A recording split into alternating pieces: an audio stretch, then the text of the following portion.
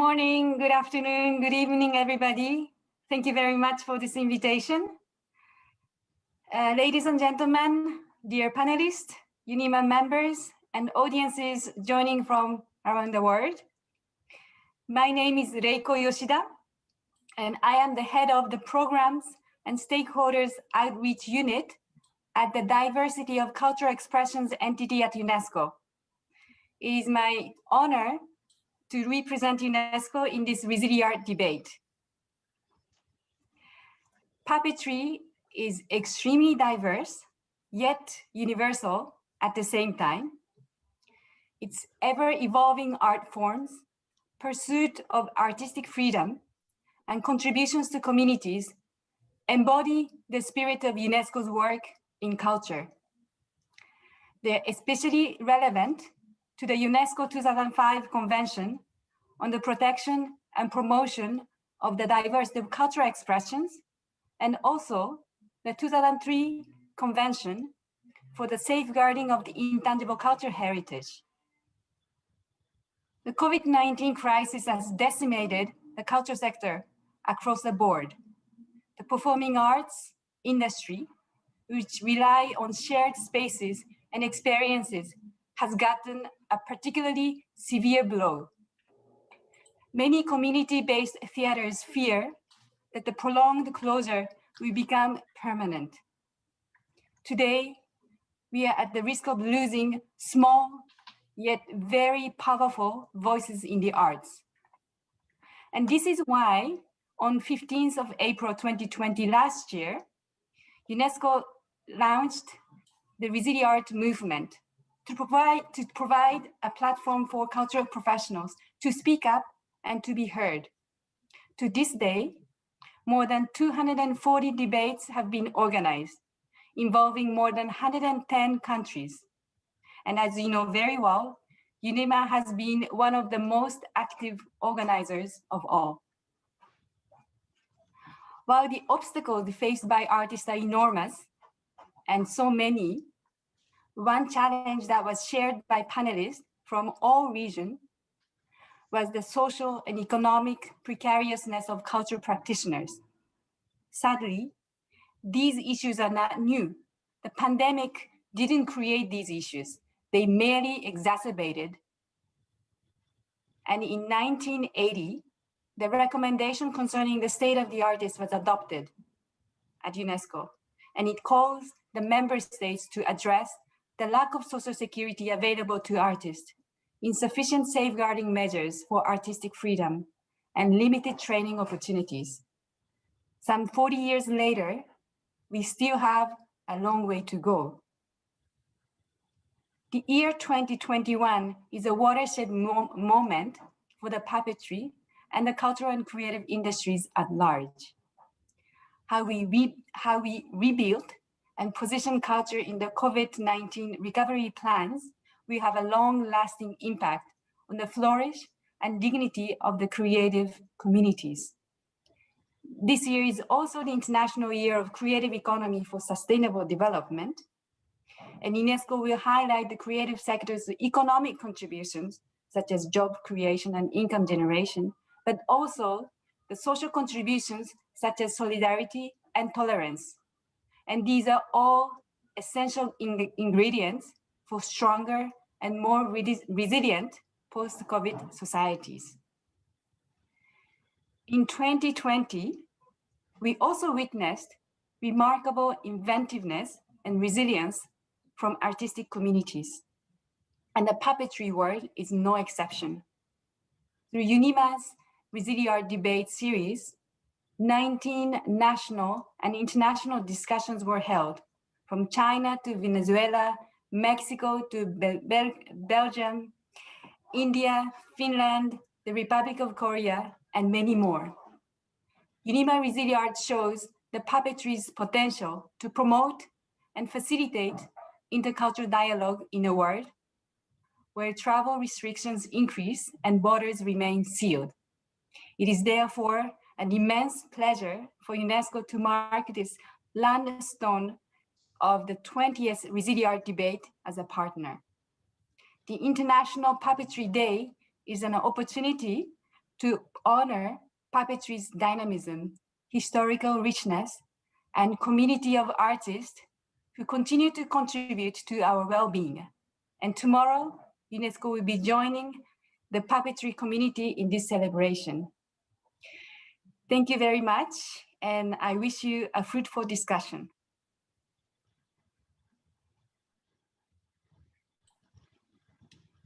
Thank you. Idoia, if you want to speak.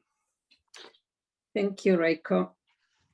Dear members of UNIMA, dear representatives from UNESCO, dear friends, today it's a special day for this ResiliArt series, because today we are finishing this series of roundtables that, as Mrs. Yoshida said, is an initiative from UNESCO that UNIMA joined in June last year with the first transnational roundtable, which was followed by 3 of the same scope and then 15 national ones, during which we have been able to realize the terrible impact that the pandemic has had on the cultural field in the 5 continents.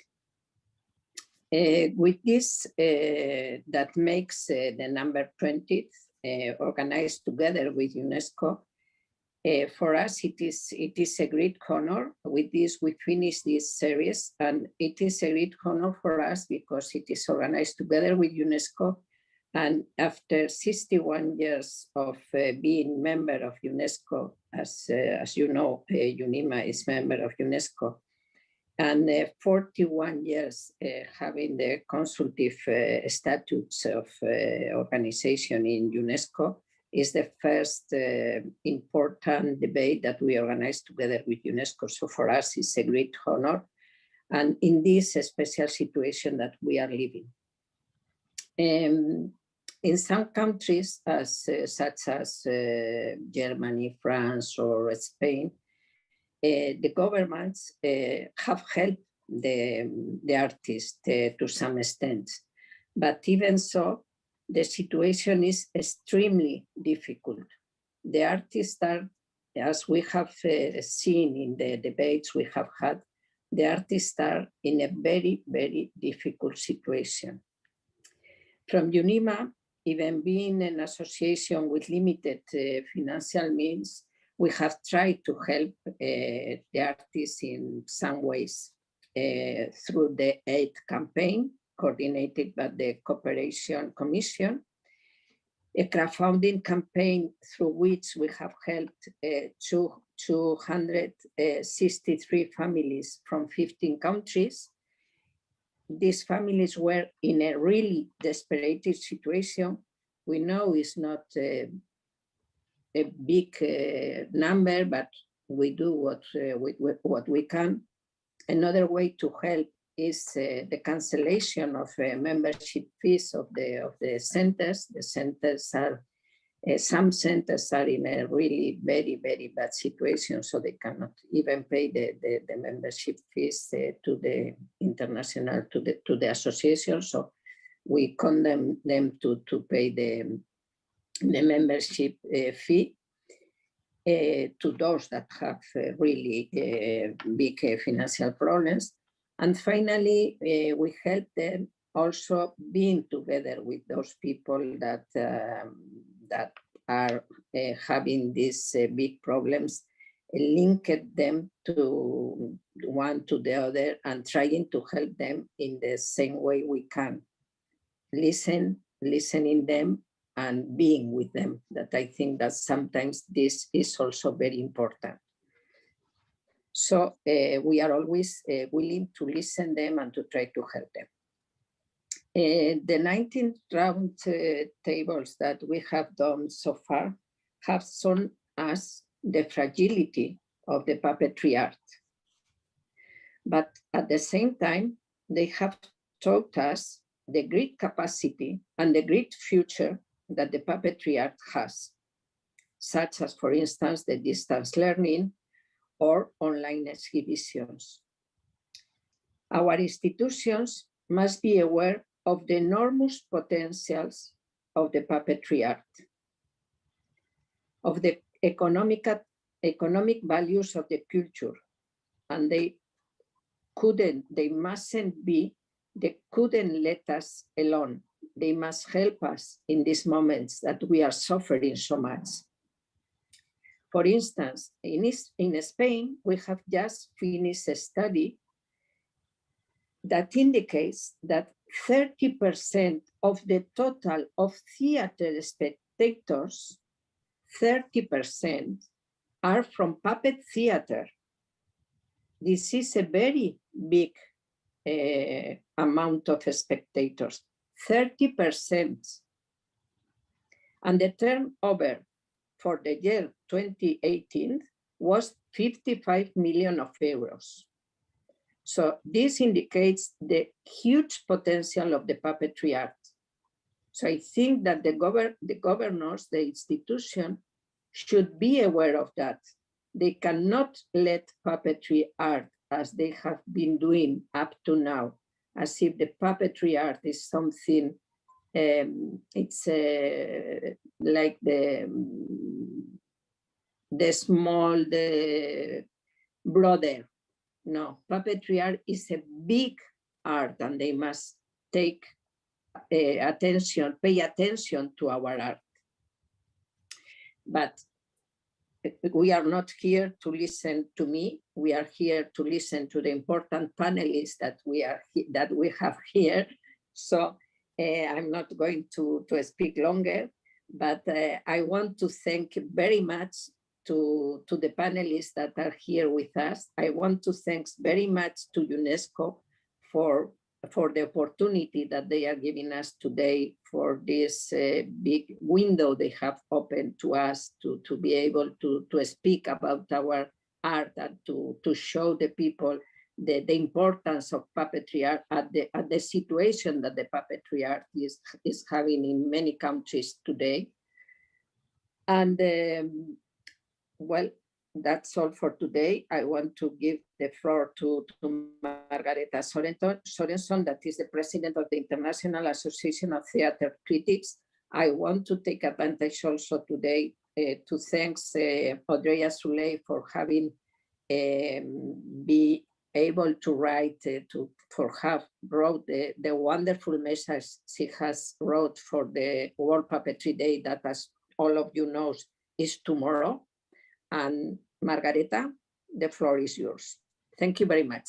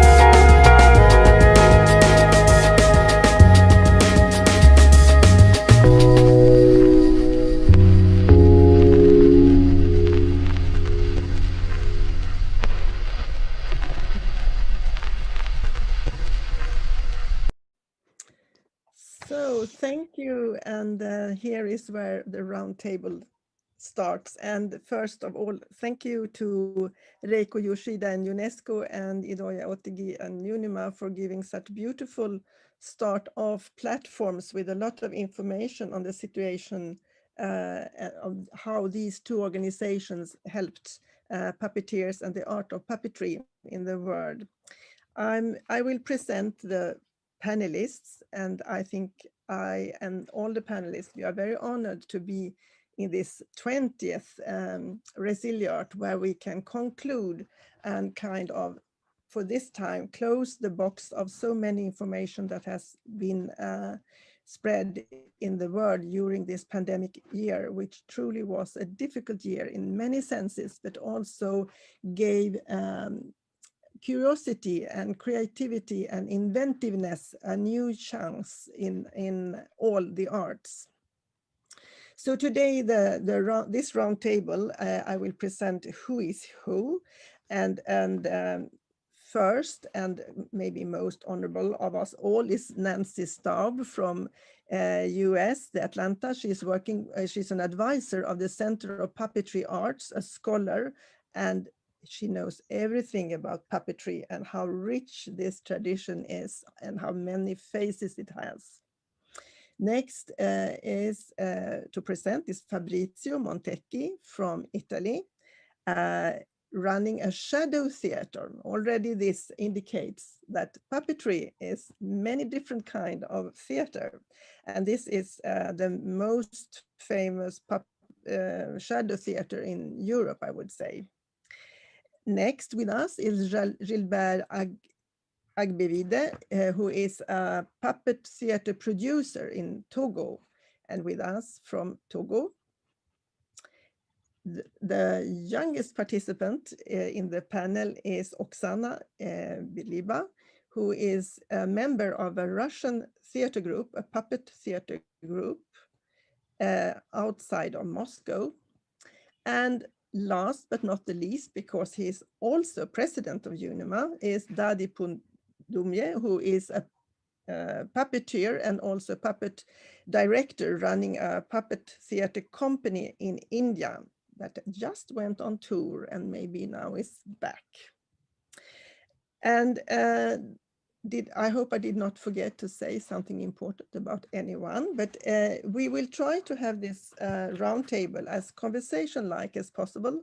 So everyone is allowed to put questions and to interfere, but we have made a structure that we will first talk about the pandemic. But as you know, I'm a theater critic, so I might be more interested in aesthetics than in economics and how an art form develops. And I think already before the pandemic, puppetry is among the stage arts, which is most developing right now, I think. It's very inventive, and it also able to develop technical means which maybe not all other theater forms might do. So we will talk about aesthetics as well as economy and social issues. And of course, they have been very difficult.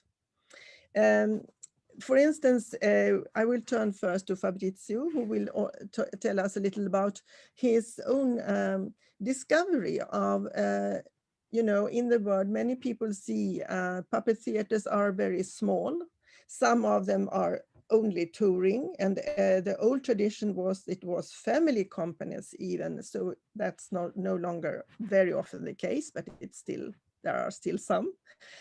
But I think, Fabrizio, you kind of discovered also how vulnerable this art form might be, because it has such free, the tradition is very free and a bit bohemic.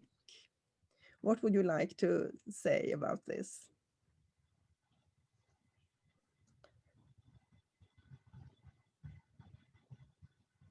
There is no sound, Fabrizio. I cannot hear you. So Okay. I come from Italy, and in Italy there is a strong tradition. It's very important.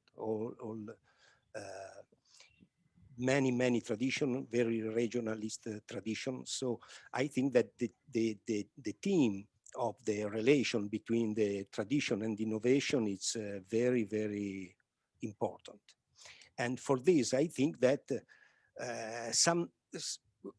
I think that now important to overcome the dichotomous mentality to see tradition and innovation as opposed and in opposition. In puppetry, this mentality, I don't know if all over the world, but in general, this mentality, it's very strong and often has deleterious effect on our art because it brings useless contracts and conflicts.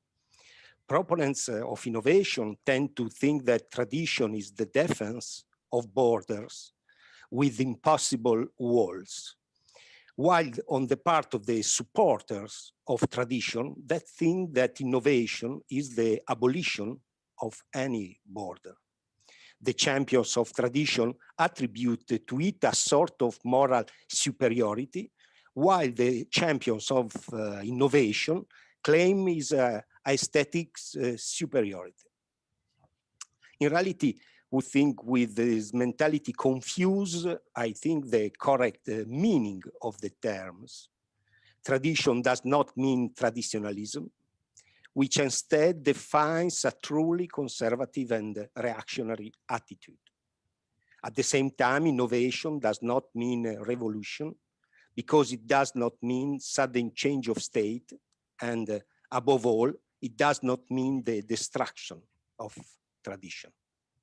So the tradition is not immutable, but is subject to change of a very long time. Whoever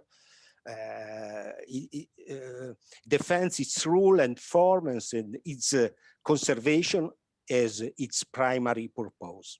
Despite this, the tradition evolves all the time under innovative pressures that cannot be held back. For this reason, all cultures, even the artistic ones, develop as the constantly evolving intersection between a heritage handed down from the past and the continuous needs for innovation that arise.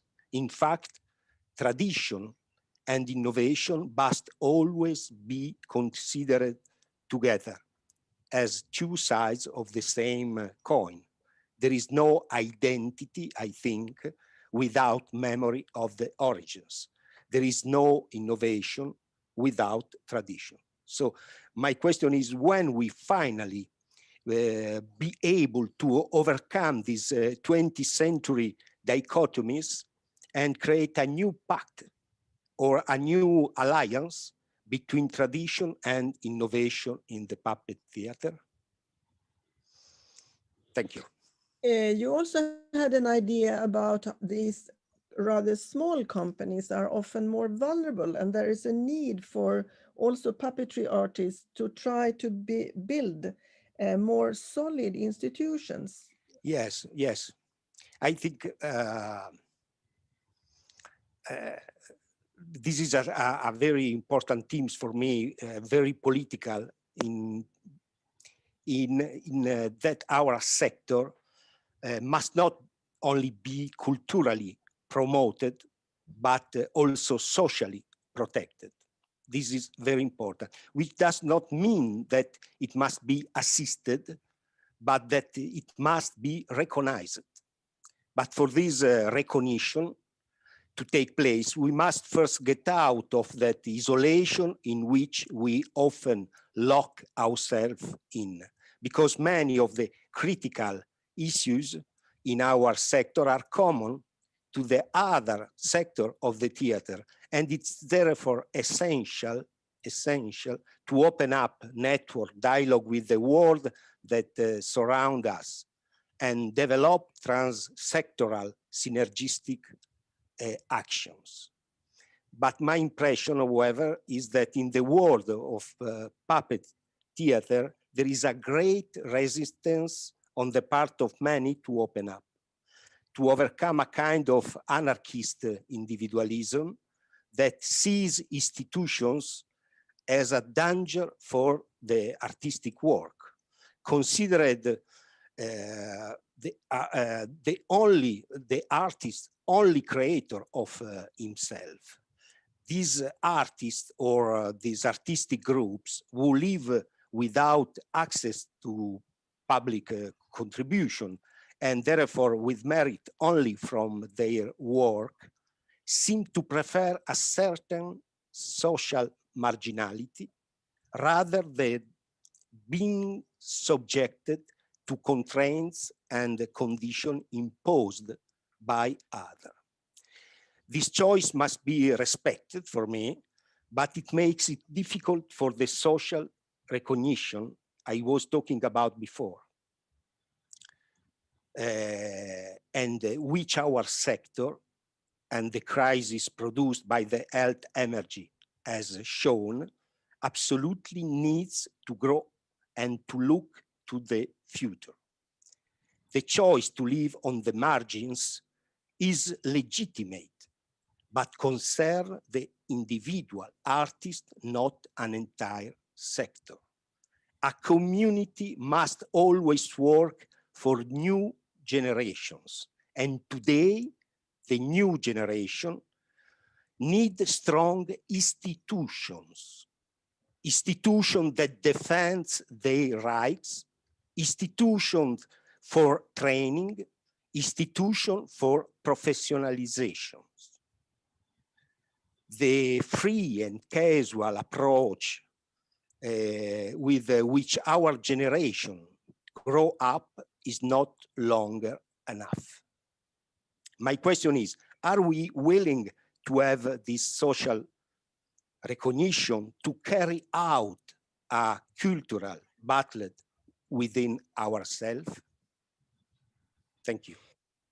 Thank you again. And my impression, again, as a critic, is that puppetry is all over. It is in the opera houses, in the other theaters, in dance, and it's really all over the place. And it's a bit strange that anyone could have this feeling that it is so marginalized, as I know it often is. We are going to have a look on and to go to Nancy, and first we will see some pictures, but I would just say the best known sector of puppetry for normal audiences is of course entertainment. And we mustn't forget that this was a big part of puppetry during centuries and longer than that it was entertaining. And it is the Central Puppetry Arts in Atlanta, for which Nancy is an advisor, was founded by Jim Henson, and it's closely linked to the Muppets, one of the most successful puppetry examples ever, and a clear case of entertainment, but a very qualified one. I think we should have a look at a little video from this Center of Puppetry Arts, and then Nancy will speak and comment on what we just saw, right, Nancy? That's the way we decided. Yeah. So we will see it first.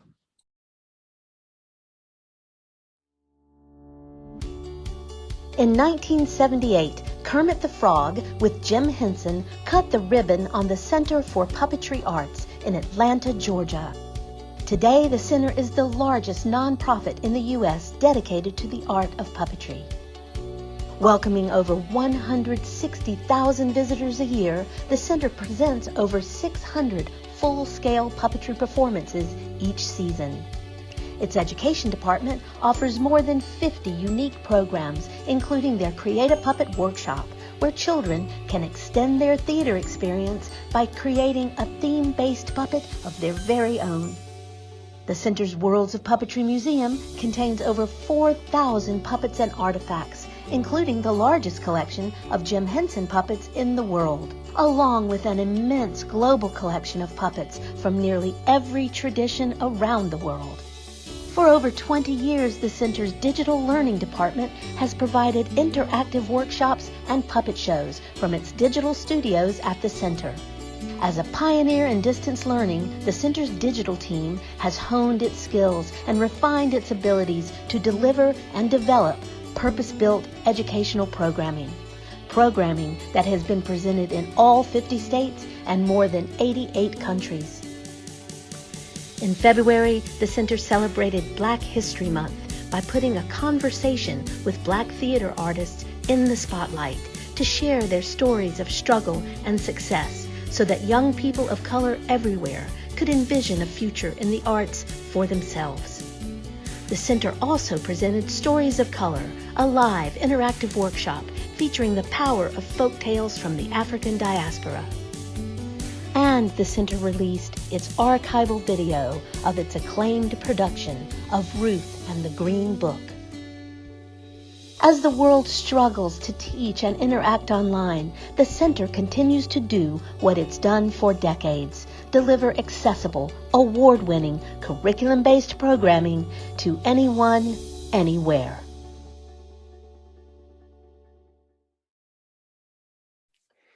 So please tell us, you're pioneers in distance learning, and I know that during the pandemic years, many others did tryouts and try to follow your good example. Please, Nancy. Well, first of all, I want to say Vincent Anthony was the founder and executive director of the Center for Puppetry Arts. Jim was a very avid supporter, and he helped cut the ribbon, and he came every year, and he gave funding and gave puppets. But the credit goes to Vincent Anthony for creating the Center for Puppetry Arts. And it's been my pleasure to be involved with the museum. I gave them a small collection at one point. And Vince got the idea to make a proper museum, and it's now, as you saw, it's grown exponentially. And I would just like to point out that the center had created a studio for transmitting digital learning programs, as they mentioned ahead of time. So they were well conditioned to take advantage of this pandemic problem. Having won several awards, they even had to open a second studio. When in March 2020, the center had to close its theaters, it offered free programming through digital learning and saw its research increase exponentially across the globe. In spring 2020, there were viewers in all 50 states and 88 countries, as mentioned on the video. That included 7,637 hours of viewing, 37,500 hits on Facebook, a 1,474% growth from previous 90 days. So during the pandemic, CPA digital programming is reaching new audiences all over the world. But innovation and expansion cannot be sustained on ticket sales alone. So there's the good and the bad. We're getting exposure, we're growing audiences, but how could we survive?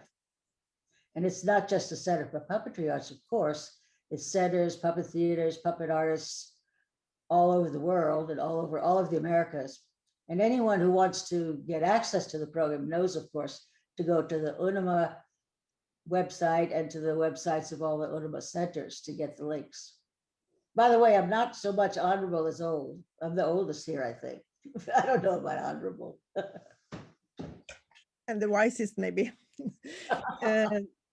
And you also made an exhibition online during the pandemic year, right? And I think that has inspired also others. And this is a good example of the inventiveness among puppet artists. Actually, I've written articles about doing online exhibitions. There are quite a few all over the world now, but we have yet to do our own. And that's one of my aims, is to make a virtual exhibit, not a virtual tour, because there are many of those, but they're kind of like promos because they just dash around the exhibition and stop in front of a booth. So I don't find that so interesting. And there are virtual guided tours where an individual curator walks around and tells you. But if you look at the Smithsonian digital programming, they take, let's say, a piece of fabric from a costume, then they show the costume, then they'll show the person wearing the costume, maybe show a performance. So a virtual exhibition can really give a wonderful insight into every field, including puppetry. And I hope to do one soon. Yeah, and the one mentioned in the video, which is was exposed during the month of Black History, or did I misunderstand this? No, that's right. Different times we have different programming, especially for the moment. I mean, like whether it's Chinese New Year's or Black History Month or whatever.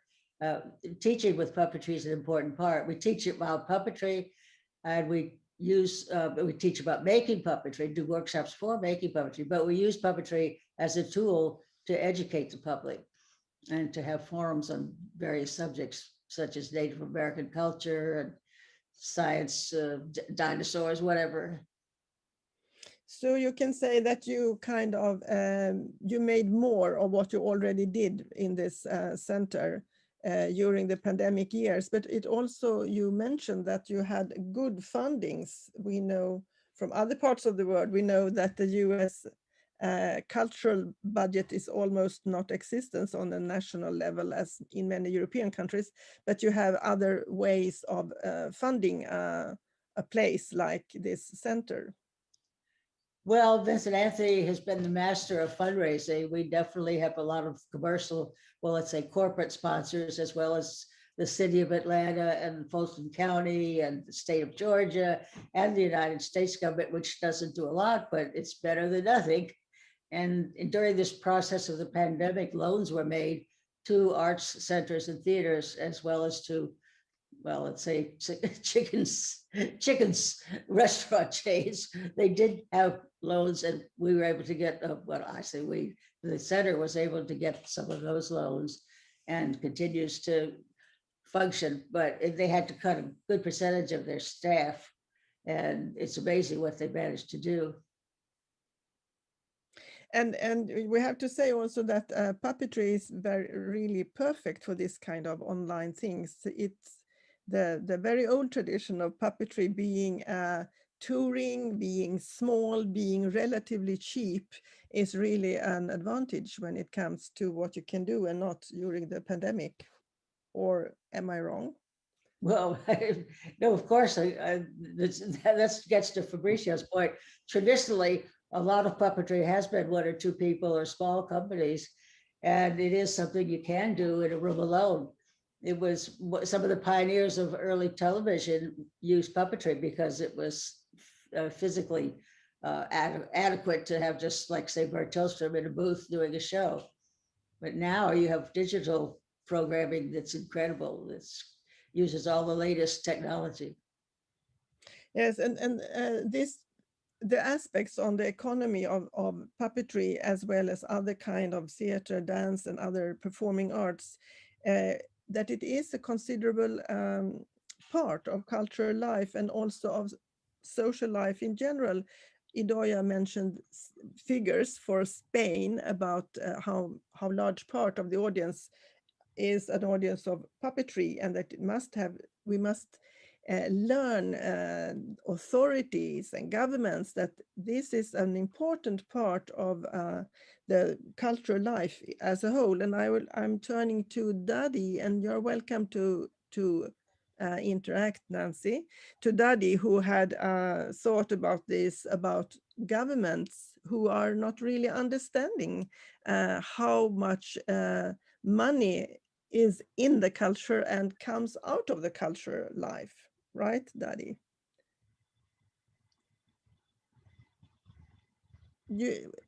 We don't hear you. You have sorry. Okay. Hear me now? Yes? Yes, now we hear you.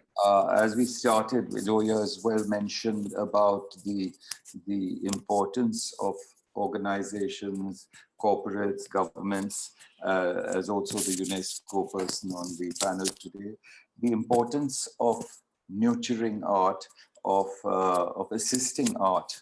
Most governments do not see art always as an industry.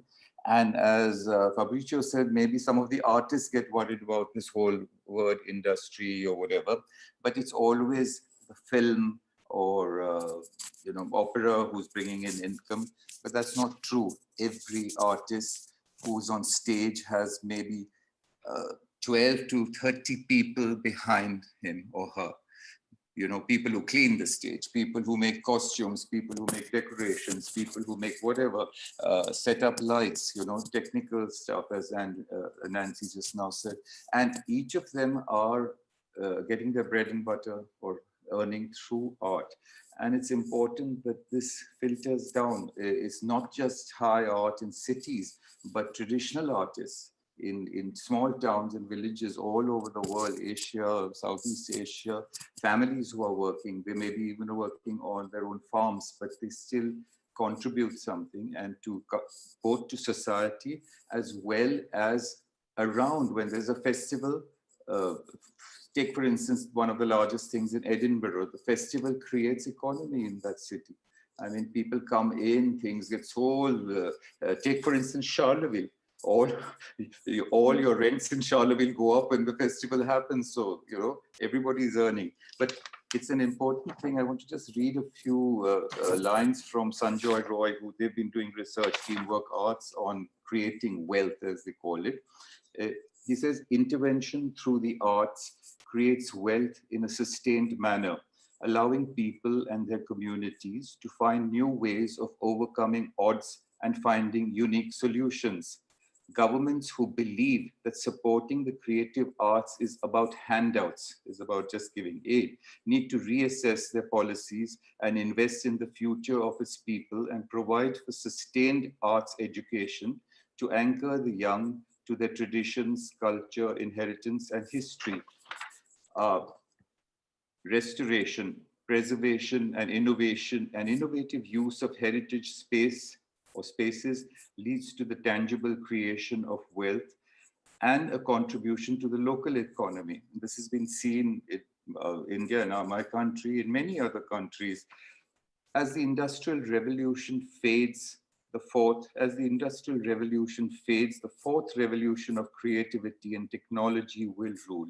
And it's extremely important that our governments, people, the artists that sometimes are used, you know, to propagate diplomats, cultural diplomacy, things like that. But when it comes eventually to distress what has happened in this 1 year, most of the artists, I can say about the puppeteers, have been assisted by civil society, by churches, by gurudwaras, the Sikh community all over the world, by UNIMA, by all sorts of, you know, NGOs who have assisted artists. It hasn't always come through, you know, large houses.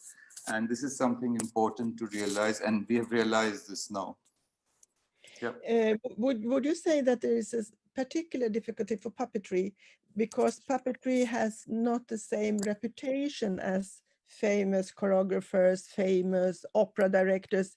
And I think a general audience and critics and others have quite an old-fashioned view on puppetry as something small, low, and apart, and most for children. Yes. In some ways it is true, because it's still considered, you know, down the rung, you know, puppetry. It may not be so in certain countries in Asia, where traditionally it was very, you know, high, but new forms of media have obviously taken over. Another problem that persists is the meeting of the medium and the message. Puppeteers, traditional puppeteers have very strong techniques, have very, you know, interesting materials. But what is stratified sometimes is their history, the narrative. And that, as Fabrizio also said, there has to be a renaissance. But at times when there is a renaissance, it is the governing bodies who say that you're losing your tradition, you know, that you are destroying your tradition. But tradition has never been static. It's never been sitting in a museum piece behind glass cases. It has always been changing. Today, of course, it's changing very fast. So people are a little, you know, worried. And I must say something even to UNESCO, because I've said it, and it's sometimes the bitter truth. Intangible heritage. So there's a book by Sherif Kaznadar, who had propagated the whole thing of intangible heritage. But eventually he says that when you put that stamp, you say, this is what it is. And it is not progressing anymore. And this is very important because when you say that a certain style of puppetry or something, this is it. This is the stamp. This is the pure thing. But after that, what happens to it? You know, that is okay. Then it becomes what you have as the showpiece. But then people create. Traditional artists create. You know, it's never static. And this is something important for all of us to realize at some point of time, because that is the livelihood that will keep the art alive. So maybe authorities and governments and others should need a lesson in puppet history to know better. Oksana, you have experienced yourself that you have to really change a lot from the tradition when the pandemic struck Russia, as many other countries. Your theater company, the theater group, you changed completely and started to do outdoor things. Please tell us about it. Hello to everybody. First of all, I want to thank for the opportunity to take part in such great discussion. And to begin with, I want to shortly introduce our group theater called Eskiz of Prostranstve. The translation is Outlines in Space. And the reason that we choose this name is that the main instrument in our works is environment, area and space. And we do from chamber performances to street performances. And during the period of pandemic, we specialized especially on street performances. So we use puppets, life-size puppets in our street performances. And these puppets are large, with mechanisms, and actors can manipulate them or put them on their own back. So also the actors can drive them.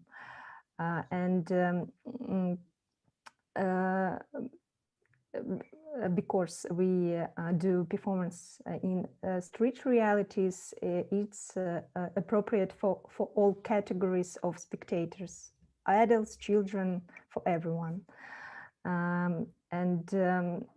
Of course, during the period of pandemic, we try to investigate new version of the theater and investigate the village theater. We bought the house outside the city in countryside and made it and the area nearby the house as a place we can perform. We did some workshops where there are creative laboratories, and also we live there. What's about the support? In Russia, you can get some support like a citizen, not like an artist. Yes, there is a few amount of funds and state programs, also private funds and state funds, but it's not enough for us. Also, I want to mention about the experience of investigating the online performance, but we didn't satisfy with this experience because we decided that the audience has had overdose of the translation, performances, and so on, and it was hard to gather the audience at computer screens. So were there not regulations in Russia how many people could be in a street performance? For instance, you were supposed not to mingle and not to be too close to each other, maybe. How that yes. was not a problem, or? Yes, we in our one performance called Lost Caravan showed it in the in the area behind multi-storied buildings in a residential area. So people can watch this show through their own windows from their apartments. It's like yes, it's according to limitations and restrictions, so but without reducing all the impression. So we are preparing, Kimo, the video that shows the Russian theater group and their outdoor performances.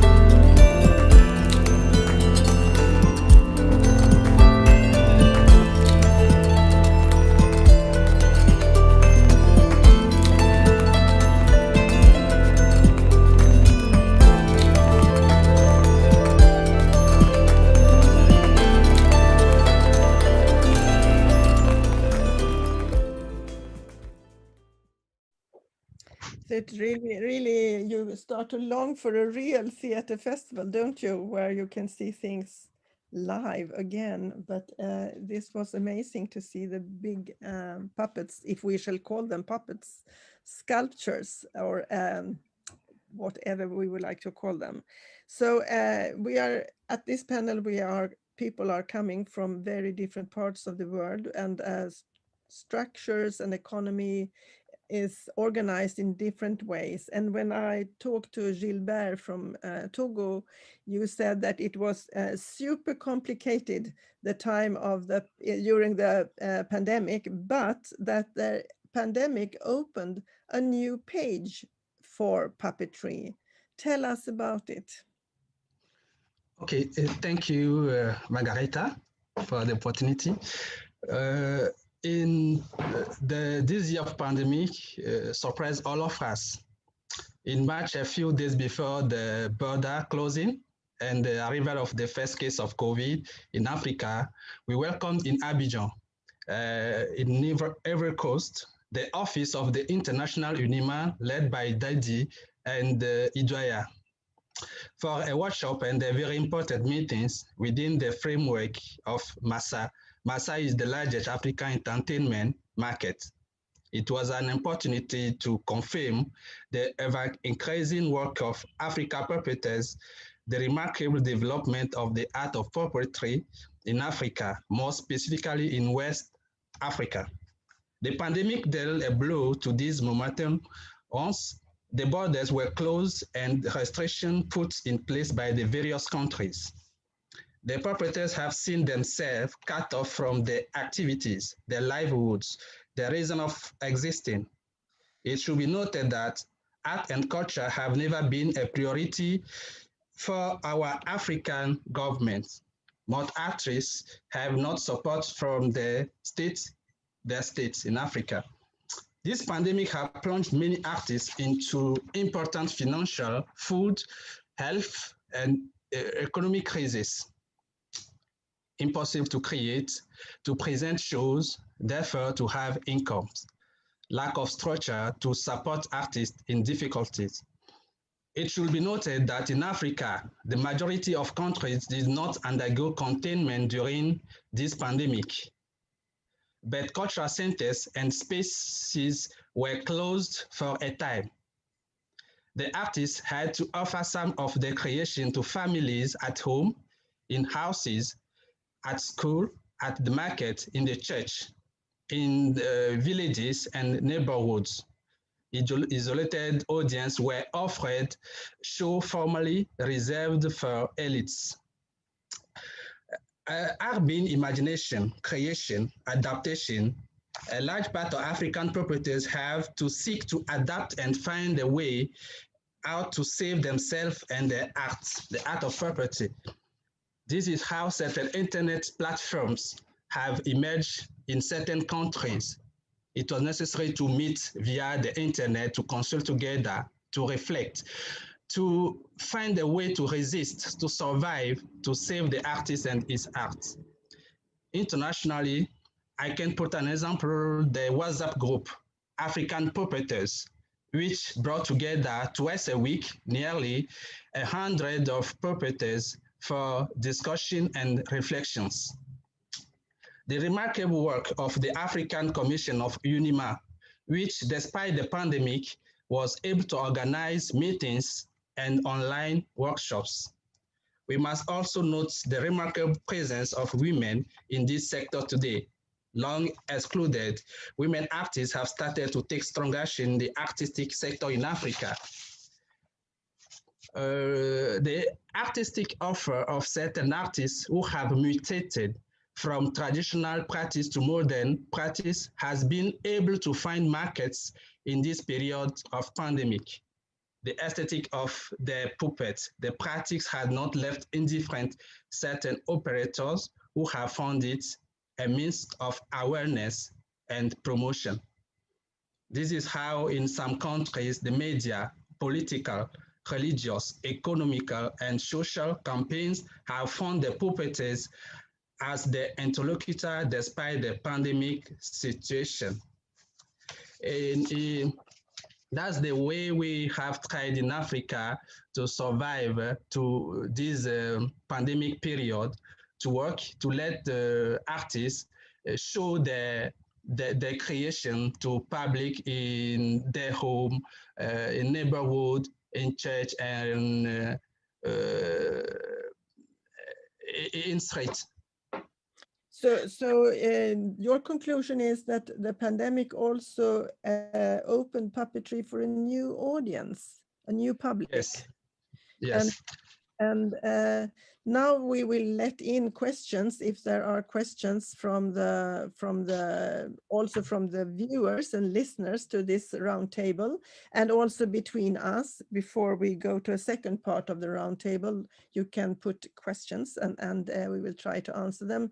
And I will give you the first question to anyone among you.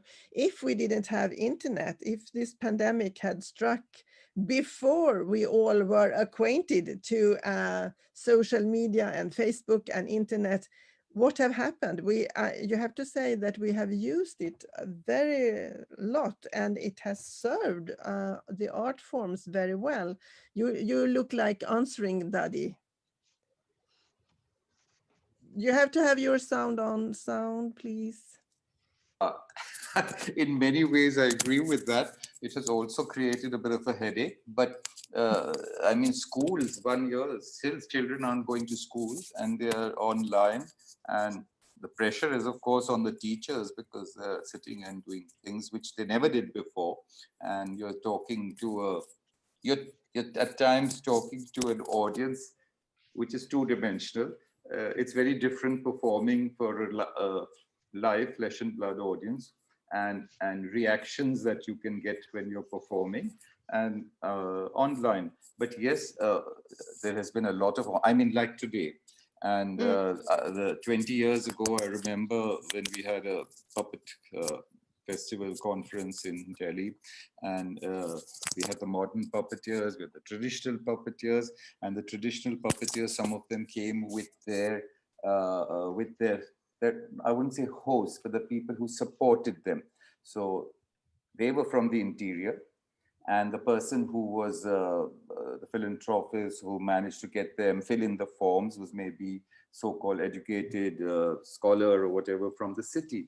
And one of them said, very, very well-known person, that, you know, why should there be any new work when the traditional artist or the puppetry is lying on his deathbed and everything is being plucked out and it's about to disappear.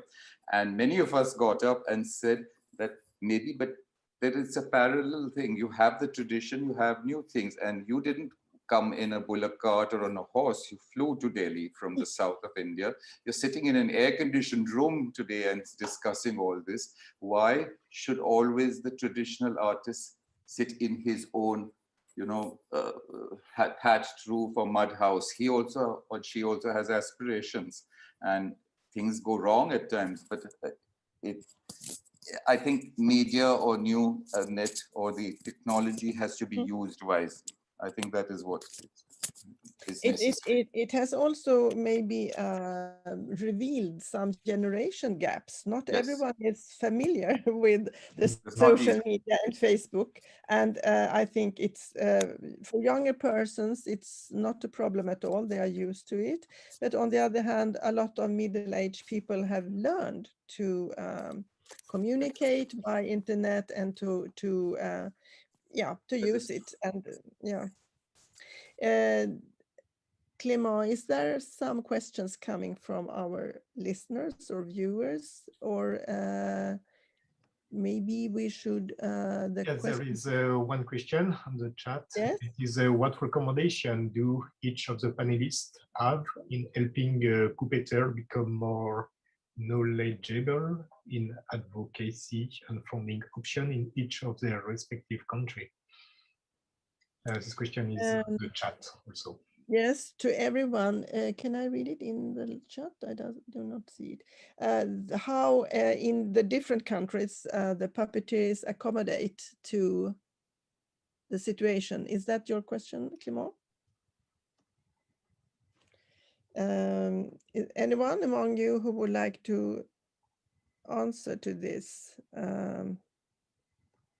Or was it too complicated question? No, yes, I understand. I don't know, but probably understand. In Italy, UNIMA work in this direction. So it was a place where it's possible to have information. UNIMA try to help the people have a different moment, also like Zoom, to meet a lot of people to give information about the possibility of money help to the government. So if I understand the question, this was in which way it's possible to have more information for the help that arrive from the government for the puppeteer. And I repeat, in Italy, UNIMA Italy work for that a lot during several months. So maybe also the pandemic woke up UNIMA in some countries and made the work more intense. Would you say that for Russia or Togo? You already mentioned it, Gilbert, I think. What about Russia? Is UNIMA more alert today?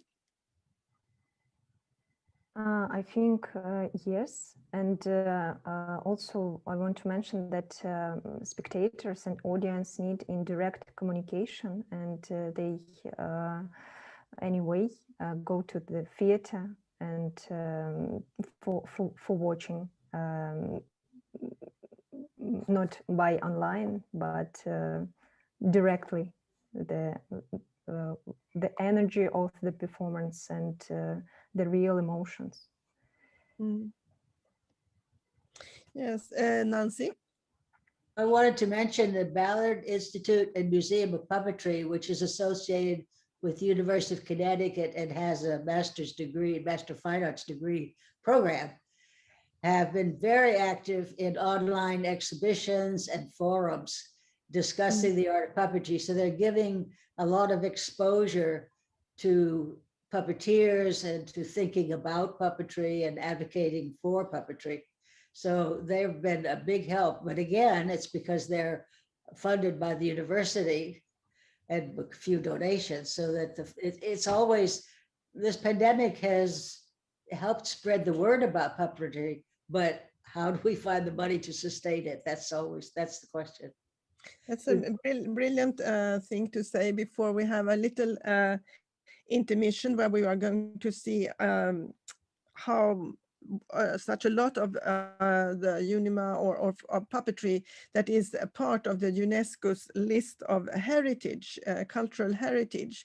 And to the viewers, maybe most of our viewers are very familiar with puppetry as an art form, but still it is a good thing to remind yourself how rich it is, how many different kind of puppetry techniques and storytelling there are, and how important part it always played in theatrical life. I think we will have a little look on this exposure of puppetry as a cultural heritage, and then we will go on talking about how the pandemic maybe also pushed puppetry forward in terms of aesthetics. The video, please. Thank you.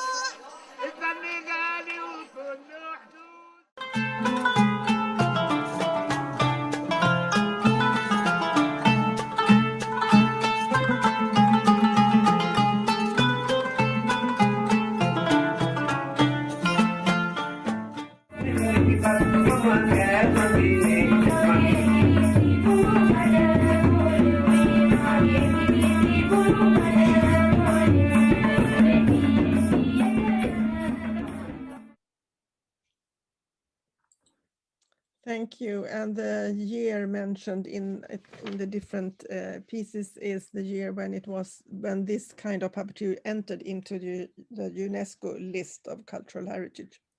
So we will, maybe you could say that pandemic created a lot of suffering and problems, and it's still not over.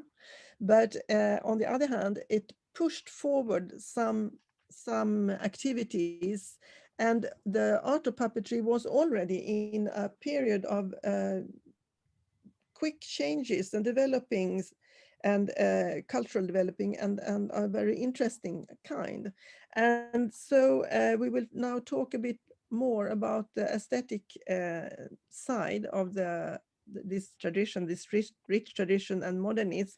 And Fabrizio, you mentioned this that we should stop to divide puppetry in either traditional puppetry or modern puppetry, and you wanted us to realize that this dichotomy is a fake way of seeing the two sides of puppetry. And you had a new thinking about the aesthetics for puppetry, and new ideas for the aesthetic. Please tell. No, it's not a new idea or new aesthetics, but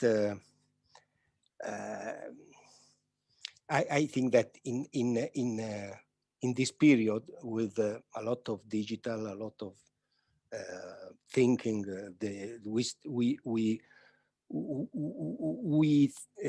are a lot in front of one screen, and we are a lot of in this media world.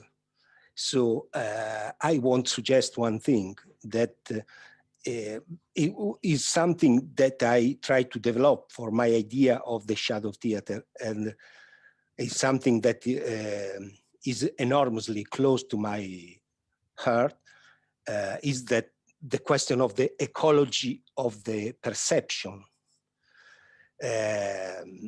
I have always talked about this in relation to the shadow theater.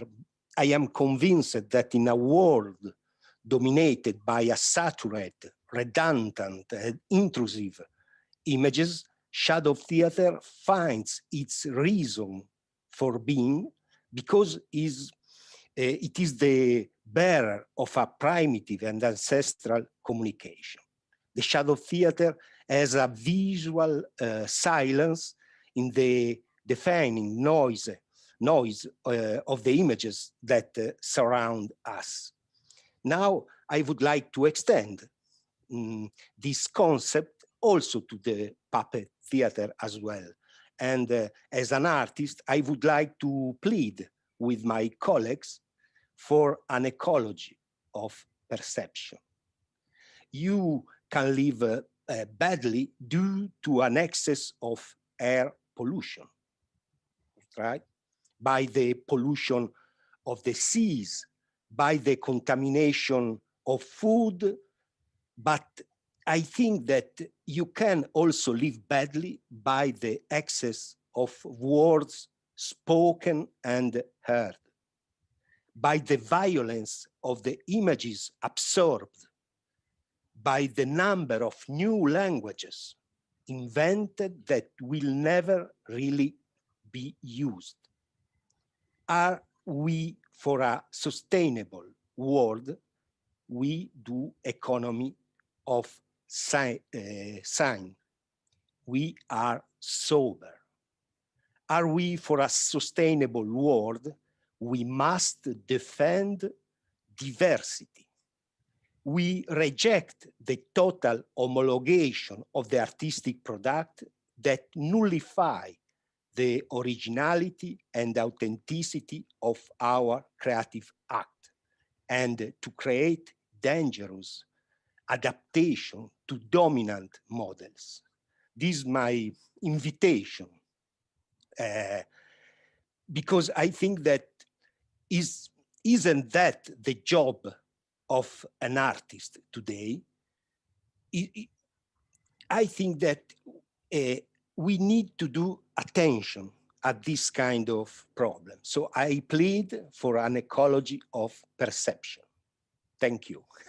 So we will have a little look on this kind of silence in images from Teatro Gioco Vita, which is Fabrizio's theater. I think Clement is preparing, and maybe you will come back with some comments on this. Clement, are you there? Yes. Yes. Fabrizio, the Teatro Gioco Vita video clip.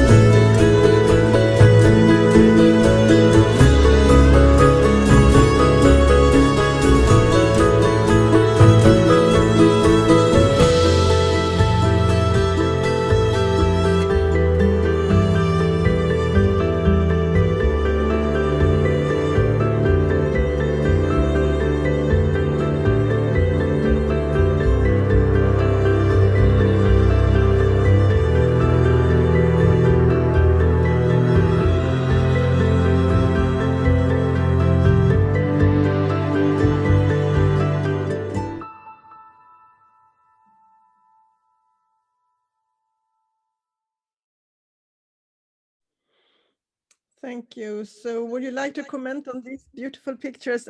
We eat too much, we consume too much, we see too much, we hear too much, and it now is a time of being more sober. Yeah. I think that this is the function of an artist. If the society go too fast, we go slowly. We not need to go in the same direction of the society, because if we are totally agree, totally inside our society, we lost our primary function as an artist. Would you like to comment, Nancy? I know you had prepared a quote about how it works when we digitalize the performing arts to the extent that we are doing now, and about this dichotomy, tradition and contemporary puppetry. Well, yes, I got some notes from a friend of mine, Frank Prochand, who worked for years with the Smithsonian Center for Folklife and Cultural Heritage and the UNESCO Committee for the Safeguarding of Intangible Cultural Heritage. And he suggested there is very often a confusion between different purposes. If the intention is to generate revenue streams by repackaging a live performance for electronic dissemination and ticket sales, that's a very different purpose than if one is trying to create a documentary record for future researchers and or for feeding back into future creativity of other puppeteers. And both of these are very different purposes than creating a hybrid, born digital work that could not exist without digital media. So he suggested that when we discuss digitization of puppetry, we think about the complexity of different kinds of intentions for the digitization and different presentations, different approaches, and so on. And typical for our time is also, we have all talked a lot about it, globalization was a word that was in our minds and comes together with internet and all the social media. We are just now fighting about the vaccine between the continents, where globalization has gone into a new phase. And but for puppetry, the puppetry as an art form, cultural diversity always was very relevant, and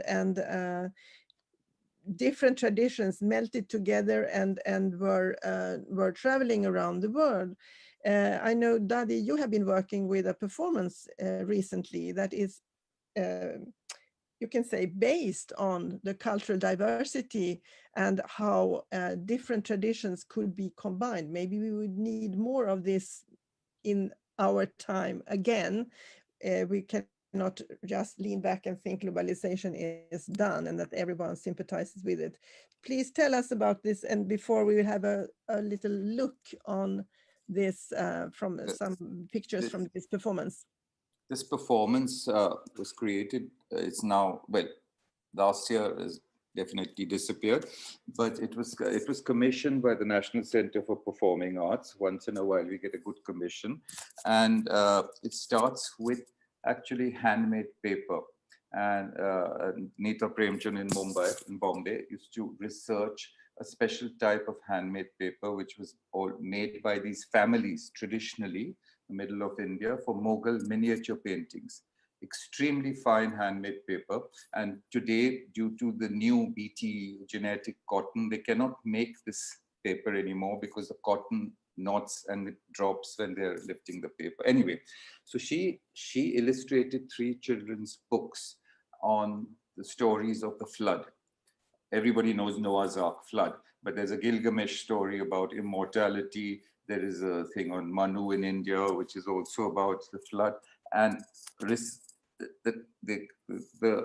National Center said we would like to put these 3 stories together with especially a symphonic museum, which was written by Ira Ishmaruto, Tatar Russian, who now lives in Canada, a very prolific composer, and it would be played live.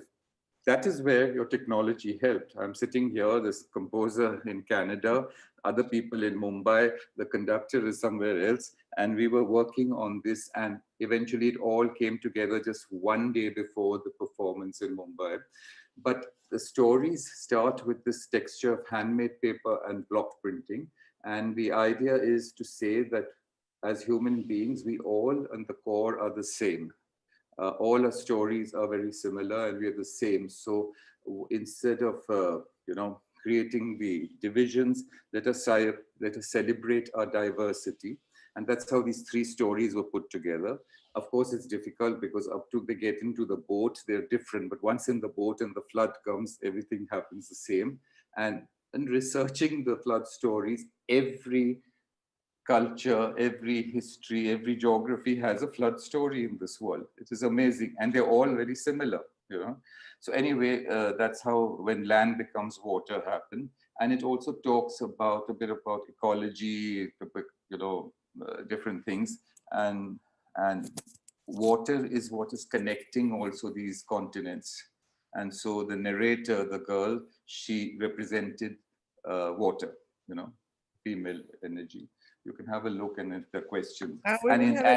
And technology did drive us crazy because there was digital projection, shadow, there were different things. So sometimes I feel we try to be too much instead of getting simpler, in performing. And I have noticed that in the years now, that sometimes we are losing the simplicity, the humor, things that, and that I say for myself as well, because, from where you start and then you carry on and then you come back to something that you started.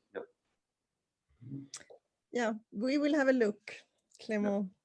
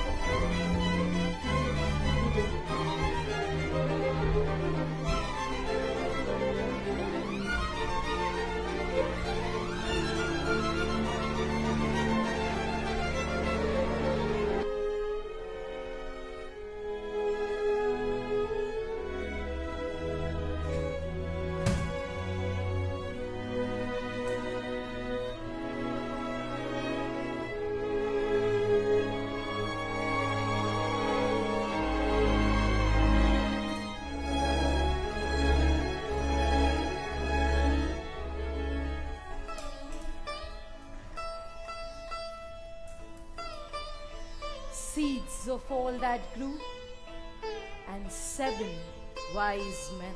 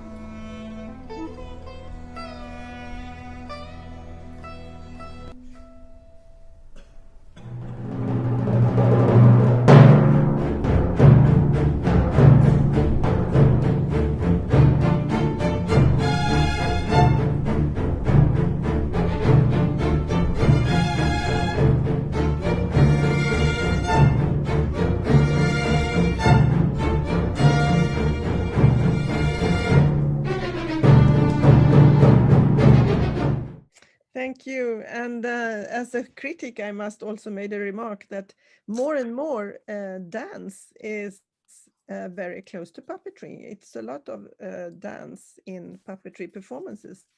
A lot of movement, a lot of movement,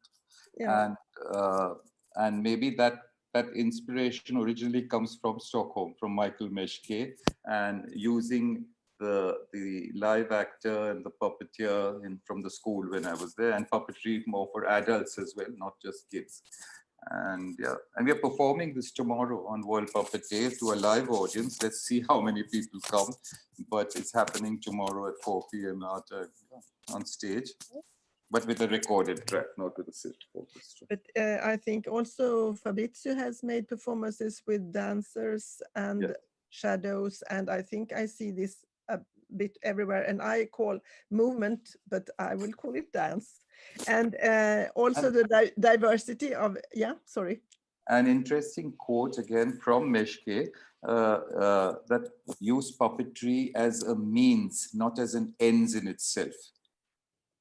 Use puppetry as a means of telling the story, not just as a be all and all and ends in itself. And so you are using movement, dance, theater, text, whatever. This was something. More and more puppetry is what was called by early modernism a Gesamtkunstwerk, a total piece of art. And also the diversity, Oksana, the caravan we saw, it's based on an Arabic story, isn't it so? It is made as a result of inspiration of traveling through some countries of our group, through India, for example, and Turkey. And so these impressions of traveling through these countries allow us to create the performance Lost Caravan. And this is about fragility and beauty of our world, the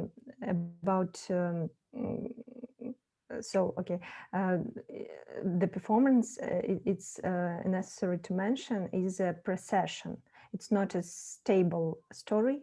It's move like a real caravan of mythical animals. It is played by large cane puppets that controlled by actors, and actors are unusual masked characters, which seems like shamans or dervishes.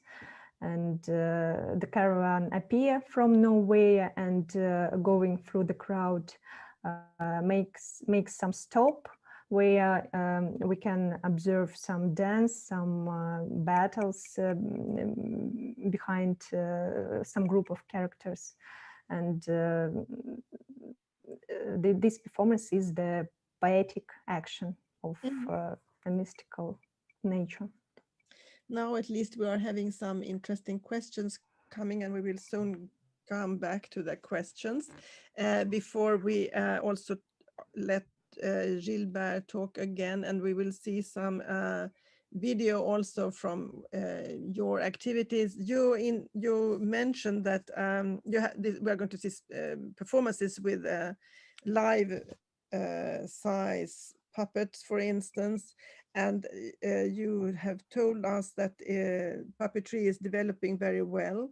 But there is one thing missing that would help and support the art form, and that is administration, and your wish for something as a kind of education, how to become an administrator in puppetry, to have a producer, for instance. Could you tell us a little about this?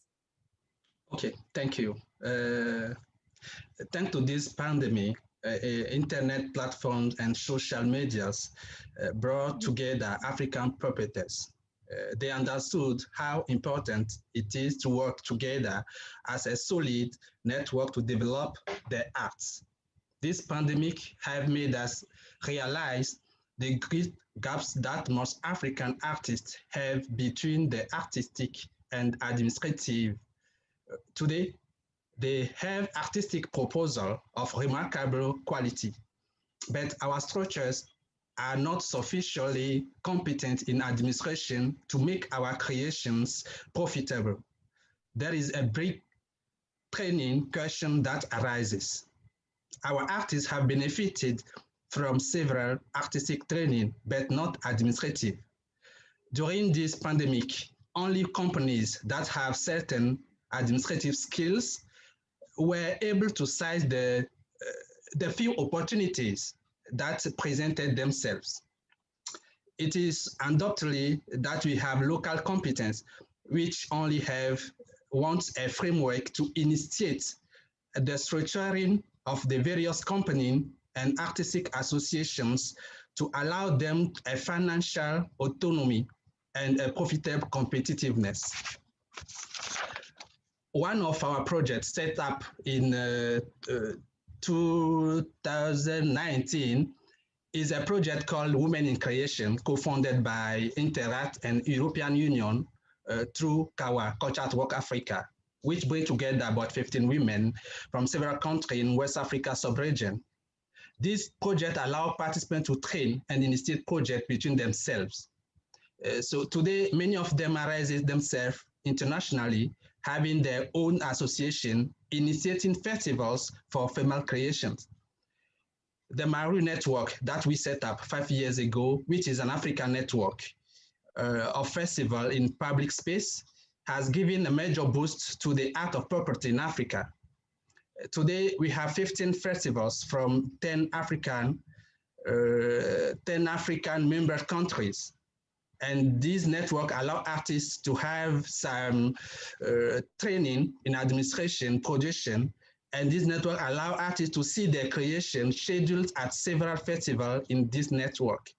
This is considered response to the local economy. Artists are not obliged today to go to Europe or America before being paid for their creation. It is possible for the artists to make profitable their creation locally in Africa. I'm talking about this training because during this pandemic year, I was asked to help more than 10 companies over from several countries in Africa to build projects. You see, it's very difficult. They have remarkable proposal, they have creation, but they don't have administrative skill to present this creation, to let artists be paid for their work. That's why I'm saying it's very, very important for we African producers or even puppeteers to be trained locally, because we have locally economic attitude to be profitable for our creation. Thank you. Thank you. That's interesting remarks about the need for more knowledge in also how to make institutions for puppetry solid. I think we have having some very interesting questions, and I asked the panelists to think about at least two of them about the future. How would you think about the future for puppetry? Do you have an image of how would it look like, the future of puppetry? And the other question is, tomorrow is, as we all know, World Puppetry Day.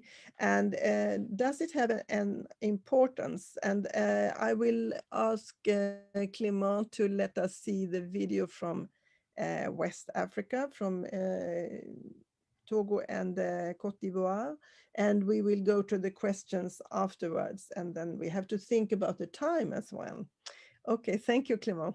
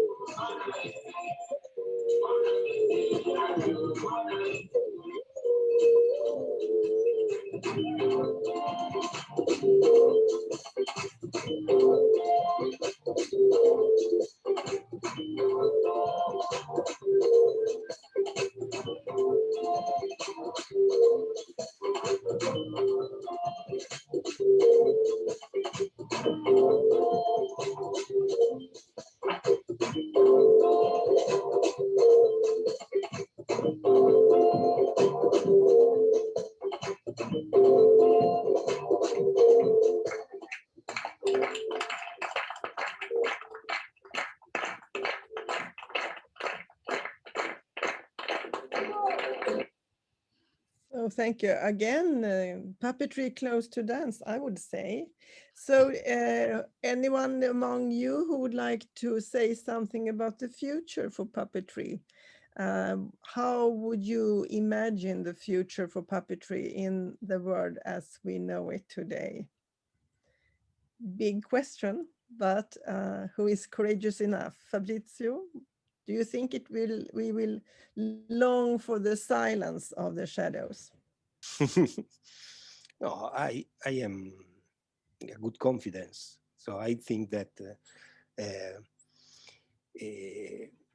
I don't know in all the world, because I know Europe, but in Europe we need the puppet theater.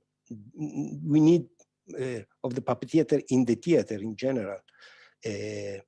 I think that we need the quality of imagination that the puppet theater represent and put on the stage. We need the puppet theater because I think that is one way to tell about the world that is very contemporary. So we need of this. The question is that we are able to build solid institutions, because I think that if you have no school, it's like that you are not recognized. Why no school in a lot of countries of puppets? So when you have one school, you are recognized, because the people recognize that you need of training. And this is the first step. But so we need to build something that is solid and enduring and help us to go to do one very important step. This is the moment to do this, to open our world, to go in the world completely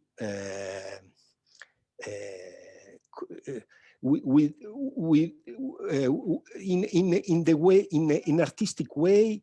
The world of the puppetry is very open. It's a space of freedom, but in other way is very closed. So I think I wonder that in the future we are able to have the same freedom, not only in the aesthetic way, but also in the social way.